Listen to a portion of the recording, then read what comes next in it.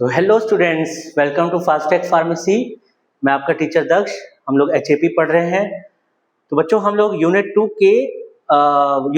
हम लोग पढ़ रहे हैं, जो कि हमारा टिश्यूज के बारे में है। तो हम लोगों ने फर्स्ट लेक्चर में पढ़ा टिश्यूज क्या होते हैं, कितने प्रकार के होते हैं, क्या क्लासिफिकेशन है। उसके बाद हम लोगों ने स्टार्ट किया था एपिथेलियम टिश्यू, एपिथेलियल टिश्यू। ठीक है, उसका जो है हम लोगों ने एपिथेलियल टिश्यू के फंक्शंस पढ़ लिए, टाइप्स पढ़ लिए, और उसके बाद हम लोग पढ़ रहे थे सिंपल एपिथेलियल, हम लोगों ने खत्म कर दिया है। ठीक है, अब हम लोग उसके आगे बढ़ेंगे। तो चलिए शुरू करते हैं। अब हमारा आज का पहला टॉपिक है स्यूडो स्ट्रैटिफाइड एपिथेलियम। ठीक है, अब देखो ये होता क्या है। स्यूडो मीन्स फॉल्स, ठीक है। स्ट्रैटिफाइड का मतलब होता है मल्टी लेयर्ड, ठीक है। स्यूडो का मतलब देखो होता है फॉल्स, यानी कि नकली, फर्जी, ठीक है। तो सिंपल के बाद आता है स्ट्रैटिफाइड, लेकिन उसके पहले सिंपल और स्ट्रैटिफाइड के बीच में एक आता है स्यूडो स्ट्रैटिफाइड एपिथेलियम, ठीक है, जो कि हमारा है फॉल्स स्ट्रैटिफाइड। अब देखो आगे पढ़ते हैं ऐसा क्यों कहा गया है। As the name suggest, there is false appearance that the epithelium is multi-layered. In fact, some cells are short while the others are tall, but all the cells rest on basement membrane. Example, epithelial lining of trachea. देखो इसका मतलब क्या है, इसको pseudo stratified क्यों कहा गया है। Stratified means multi layered, and pseudo stratified इसलिए कहा गया है क्योंकि होता क्या है कि ये एक फॉल्स अपीयरेंस, जो इनका जो इस टाइप के जो एपिथेलियल टिश्यू का जो अपीयरेंस है ना, वो देखने से ऐसा लगता है कि मल्टी लेयर्ड है, जबकि ऐसा है नहीं। ठीक है, ये एक फॉल्स अपीयरेंस आता है ये देख के कि that the epithelium is multi layered, जबकि ऐसा है नहीं। होता क्या है कि कुछ सेल्स का शेप शॉर्ट है और कुछ सेल्स जो है टॉल है, लेकिन सारे सेल्स जो है वो रेस्ट करते किस पे, बेसमेंट मेम्ब्रेन पे। और इनका स्यूडो स्ट्रैटिफाइड एपिथेलियम का एक एग्जांपल है epithelial lining of the trachea. Trachea जो हम लोग का जो विंड पाइप होती है उसको हम लोग ट्रैकिया कहते हैं। तो ट्रैकिया की जो इनर लाइनिंग है वो जो है किस टाइप की होती है, वो होती है स्यूडो स्ट्रैटिफाइड एपिथेलियम, इस प्रकार की होती है। आइए अब हम लोग फिगर भी देख लेते हैं। देखिए ये जो है, इसमें आप देख सकते हैं कि ये जो हमारा जो ट्रैकिया का ये इनर लाइनिंग है, ये जो है स्यूडो स्ट्रैटिफाइड है। ठीक है, ये देखने से लग रहा है कि स्ट्रैटिफाइड है यानी मल्टी लेयर है, बट ये एक्चुअली है नहीं। होता क्या है, कुछ सेल्स छोटे हैं कुछ लंबे हैं, तो इसलिए देख के ऐसा लगता है कि ये मल्टी लेयर्ड है।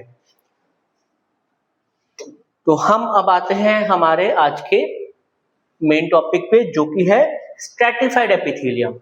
ठीक है, after simple we studied pseudo stratified, now we are going to study stratified epithelium. So multi-layered epithelium is known as stratified epithelium. अभी हम लोगों ने इसके पहले पढ़ा था कि अभी जस्ट हम लोगों ने पढ़ा स्यूडो वाले में कि स्ट्रैटिफाइड का मतलब होता है multi layered. So multi layered epithelium जो है उसी को हम लोग स्ट्रैटिफाइड एपिथेलियम कहते हैं। Now first one is transitional epithelium. ठीक है, this kind of epithelium lines an organ which is distensible. Example, urinary bladder. ठीक है, डिस्टेंसिबल का मतलब होता है जो कि एक्सपैंड कर सकता है और कॉन्ट्रैक्ट भी कर सकता है। सो जो हमारा ट्रांजिशन, देखो नाम ही देखो, नाम से समझ आता है। पहले तो हम लोगों ने पढ़ा स्ट्रैटिफाइड मतलब multi layered. Now first one जो है हमारा स्ट्रैटिफाइड में हुआ है ट्रांजिशनल। अब बच्चों ट्रांजिशन किसे कहते हैं, ट्रांजिशन जो वर्ड है, देखो वर्ड से पता चल रहा है, ट्रांजिशन मतलब होता है चेंज करना, ट्रांजिशन करना। जैसे आजकल बच्चों रील्स में भी ट्रेंड चला हुआ है ना, जैसे रील्स बनाते हैं आजकल लोग। ठीक है, कोई जो है कोई हेल्दी है, मोटा है, फिर वो जिम करके फिट हो जाता है, तो वो अपनी ट्रांजिशन रील डालता है, बिफोर आफ्टर वाली। ठीक है, उसी तरह कई लोग जो है, पहले एक ट्रेंड शुरू हुआ था 10 ईयर्स, ठीक है, देन एंड नाउ, तो उसको भी हम ट्रांजिशनल कहते हैं कि पहले 10 ईयर पहले वो ऐसे दिखते थे, अब जो है 10 ईयर्स बाद लुक्स में ये ट्रांजिशन आया। तो ट्रांजिशन का मतलब भी होता है चेंज होना, अपीयरेंस को चेंज होना। ठीक है, तो ट्रांजिशनल यानी कि जो एपिथेलियम किसी भी तरीके से अपीयरेंस में या शेप में चेंज हो सके। सो हमारा जो ट्रांजिशनल एपिथेलियम है, this kind of epithelium lines an organ which is distensible, यानी एक्सपैंड कर सके और कॉन्ट्रैक्ट कर सके, लाइक अ बलून। जैसे बलून होता है, डिफ्लेटेड बलून है, उसको हम लोग फुलाते हैं तो वो एक्सपैंड करता है, यानी डिस्टेंस करता है, ठीक है। सो यूरिनरी ब्लैडर जो हमारा है, जो हमारे जो यूरिन की जो थैली होती है, जिसको हम पेशाब की थैली कहते हैं, जिसमें हमारा यूरिन कलेक्ट होता है, जैसे किडनीज यूरिन जो है फिल्टर करते हैं, उसके बाद यूरेटर्स के थ्रू वो यूरिन जो है एक यूरिनरी ब्लैडर में आता है, दोनों किडनी से यूरेटर से वो यूरिनरी ब्लैडर में आता है और उसमें इकट्ठा होता है। तो जब यूरिनरी ब्लैडर हमारा खाली होता है तो वो थोड़ा छोटा होता है, जैसे जैसे उसमें यूरिन भरता है वो बड़ा होता है और डिस्टेंस होता है, उसको कहते हैं डिस्टेंडेड, डिस्टेंस होता है। और जब वो पूरी तरीके से भर जाता है तो हमें फिर प्रेशर फील होता है एंड हम जाके यूरिन पास कर लेते हैं, ठीक है।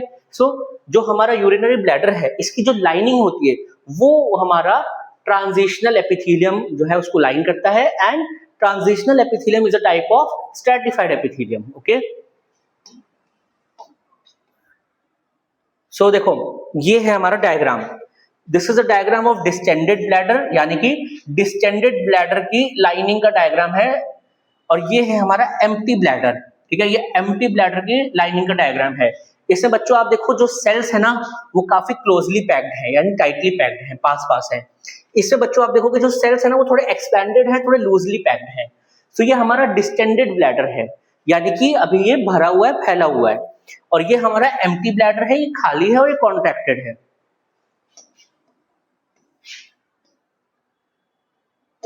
सो हमारा पहला तो हो गया transitional epithelium. Now next is stratified squamous non keratinized epithelium. बड़ा लंबा नाम है, अब देखते हैं ये होता क्या है। It is a multi layered epithelium in which basal cells are columnar. Example epithelial lining of oesophagus, ठीक है। ईसोफेगस बच्चों क्या होता है, हमारा जो जिसको हम सिंपल लैंग्वेज में फूड पाइप भी कहते हैं, कि हम खाना खाते हैं तो थ्रू द फूड पाइप और थ्रू द ईसोफेगस हमारा फूड जो है अंदर स्टमक के थ्रू स्टमक तक जाता है। सो हमारा जो ईसोफेगस की जो इनर लाइनिंग है वो एपिथेलियल होती है, एंड किस टाइप की एपिथेलियल होती है, वो होती है stratified squamous non keratinized epithelium. So stratified means multilayered and squamous means कि एक बेसल मेम्ब्रेन के ऊपर हमारे जो है एपिथेलियल सेल्स जो है लाई करते हैं। सो इसीलिए हम इसको स्ट्रैटिफाइड भी कहते हैं और स्क्वामस भी कहते हैं, जस्ट बिकॉज कि इसमें जो है बेसल मेम्ब्रेन भी हो, मतलब बेसल जो सेल्स होते हैं वो कॉलमनर होते हैं और उसके ऊपर हमारा मल्टी लेयर्ड एपिथेलियम लाई करता है। सो इसका हम डायग्राम देख लेते हैं,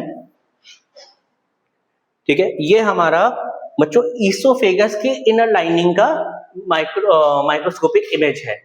सो आप ये देख सकते हैं कि ये जो है ये स्ट्रैटिफाइड स्क्वामस एपिथेलियम है, नॉन केराटिनाइज्ड, ठीक है। तो ये हमारा आप देखो ये स्क्वामस भी है और स्ट्रैटिफाइड भी है। स्क्वामस मींस जो बेसल जो लेयर है वो कॉलमनर सेल्स की बनी है और उसके ऊपर हमारे मल्टी लेयर्ड एपिथेलियल जो है लाई करता है। अब स्टूडेंट्स हम लोग थर्ड वैरायटी पे आते हैं, हमारे स्ट्रैटिफाइड एपिथेलियल की थर्ड वैरायटी, वो है हमारी stratified squamous keratinised epithelium.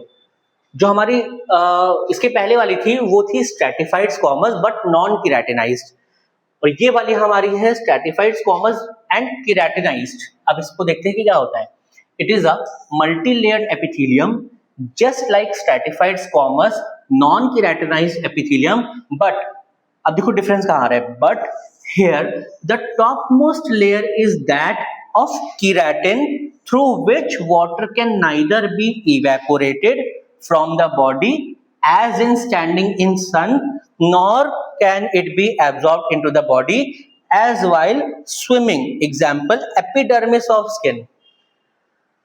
So बच्चों देखो केराटिन और नॉन केराटिन का मतलब ही ये है कि जैसे हम लोगों ने पहले पढ़ा था स्ट्रैटिफाइड स्क्वामस नॉन केराटिन, उसी तरह इसमें होता है, बट लेकिन क्या है कि यहाँ पे एपिथेलियम की टॉप मोस्ट लेयर जो है वो केराटिन की होती है। तो उस वाले को हम नॉन केराटिन कहते हैं क्योंकि उसमें केराटिन नहीं होता। इसको केराटिनाइज्ड कहा है क्योंकि इसमें टॉप मोस्ट जो लेयर होती है एपिथेलियम की वो केराटिन की होती है। अब बच्चों केराटिन क्या होता है? केराटिन वो सब्सटेंस है जिसके थ्रू पानी ना तो इवेपोरेट हो सकता है और ना ही अंदर आ सकता है, यानी वो एक ऐसी लेयर है जिसमें से पानी ना इवेपोरेट होके बाहर जाएगा और ना बाहर से अंदर आएगा। फॉर एग्जाम्पल, अगर जैसे धूप में कोई चीज आप देखोगे, पत्ता रखो या कोई भी सब्जी कुछ भी चीज रखो आप, तो वो सूख जाती है धूप में। कोई भी आप जिस कपड़े डालते हो धूप में, तो कपड़े गीले होते हैं, आप धूप में डालते हो वो सूख जाते हैं। उसी तरह सिमिलरली आप कोई भी चीज जैसे दाल चावल अनाज हो गया, कोई भी चीज किशमिश हो गई, कोई भी सूखी चीज आप पानी में भिगो देंगे तो आप देखेंगे वो फूल जाती है, उसमें पानी भर जाता है, वो फूल जाती है। तो केराटिन इज अ सब्सटेंस जिसके प्रेजेंस से क्या होता है, ना तो पानी अगर अंदर है पानी, ना तो वो इवेपोरेट होगा, ना तो वो सूखेगा, और ना ही अगर बाहर पानी के अंदर वो चीज है जिसमें केराटिन है, तो ना पानी अंदर एब्जॉर्ब होगा। For example, epidermis of skin, यानी हमारे स्किन की आउटर लेयर। सो बच्चों, ये हमारा इस टाइप का एग्जाम्पल है, स्ट्रैटिफाइड स्क्वामस कीरेटिनाइज्ड। हमारे स्किन में एपिडर्मिस लेयर में कीरेटिन पाया जाता है। तो होता क्या है कि अगर हम धूप में खड़े हो जाएंगे तो ऐसा नहीं है कि हमारी स्किन सूख जाएगी, पपड़ी बन जाएगी, अंदर से पानी पूरा इवेपोरेट हो जाएगा, ऐसा नहीं है। केराटिन इस चीज को प्रिवेंट करता है। मोरओवर, जब हम स्विमिंग करते हैं तो ऐसा नहीं है कि पानी जो स्विमिंग पूल का पानी या नदी का जो पानी है वो सारा जो है इस लेयर के थ्रू हमारे शरीर में भर जाएगा और हम बहुत फूल जाएंगे, ऐसा भी नहीं होता। क्योंकि केराटिन है, ना ये पानी को सूखने देता है और ना ये बाहर से पानी को अंदर आने देता है। ठीक है बच्चों, आप लोगों ने देखा होगा आजकल काफी कॉस्मेटिक्स के एड वगैरह आते हैं तो केराटिन केराटिन बहुत बोला जाता है। तो केराटिन बेसिकली हमारे स्किन में नेचुरली प्रेजेंट होता है, उसी को हम केराटिन बोलते हैं। ठीक है बच्चों, तो आपको डिफरेंस समझ में आ गया ना, नॉन केराटिनाइज और केराटिनाइज में। तो ये हमारा तीसरे प्रकार का स्ट्रैटिफाइड एपिथेलियम है। देखो देखो, ये हम लोग की स्किन की लेयर है। ये बच्चों आप देख सकते हो, ये फैट लेयर है, ये फैट की लेयर है। ये उसके बाद स्किन के इनर सेल्स की लेयर है। और ये देखो बच्चों, ये हमारी एपिडर्मिस है। देख के समझ आ रहा है, ये फैट है, ये इनर सेल्स की लेयर है, और ये हमारी ऊपर की आउटर मोस्ट लेयर है। तो ये केराटिनाइज्ड लेयर है, तो इसीलिए हम इसको कहते हैं squamous epithelium, stratified squamous epithelium.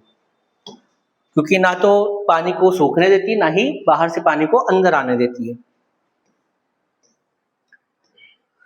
तो बच्चों, इसी के साथ हमारा एपिथेलियम कंप्लीटली खत्म होता है। आज हम लोगों ने पढ़ा स्यूडो स्ट्रैटिफाइड एपिथेलियम और स्ट्रैटिफाइड। तो बच्चों, आज का लेक्चर इतना ही। अब हम लोग नेक्स्ट लेक्चर में पढ़ेंगे आगे कनेक्टिव टिश्यू, और उसके बाद जो है फिर हम आगे अपना लेक्चर बढ़ाएंगे। तो बच्चों, हम लोग का जो चैनल है उसका प्लीज सपोर्ट कीजिए, सब्सक्राइब करते रहिए, शेयर कीजिए अपने फ्रेंड्स के साथ, अपने क्लासमेट्स के साथ, लाइक कीजिए, कमेंट कीजिए, सपोर्ट कीजिए हमें, ठीक है। और साथ साथ जो है पढ़ते रहिए। कोई प्रॉब्लम हो तो आप क्वेरी जो है कमेंट में लिख सकते हैं। तो मिलते हैं नेक्स्ट लेक्चर में, तब तक के लिए जय हिंद, जय भारत।